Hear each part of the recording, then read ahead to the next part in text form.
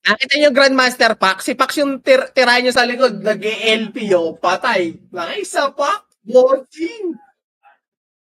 Matitigas ng ulo, paslan, tag-ina. Wasakin ng mga buwan ng ina, bumabalandra.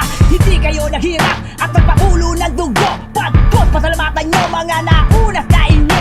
Yung isa, baliw na at patak sa droga. Yung batang pasaway na mong arakista.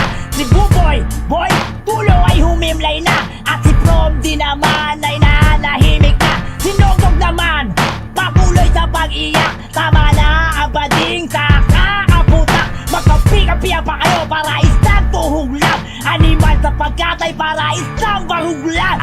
So this is it, kainin niya na ang aming shit. Bullshit, dahil bibilib lang ako pag nauna ka sa amin sa larangan na to. Meron lang dumidisbak, pero mga bakla tinatago mga boses, tinatago din mukha. Puta, mga takot isakripisyo ang karir. Kasi one miss you die o one miss you disappear. No old school daw, puro new school daw. You're fucking hella dumb, diri dumb, no doubt. Sa sinabi mong yan, halos walang napabor. Kung walang old school, ano si George Senior? Ikaw dapat i-educate, ito ang lesson ha. Kumilala ka ng dalawa at wag lang isa. Hindi mo man aminin at hindi mo masalo na ikaw ang number one na ayaw sa tunggalo. Tara nga dito, tangina mo, pwede ba kitang makausap? Bakit ang yabang-yabang mo?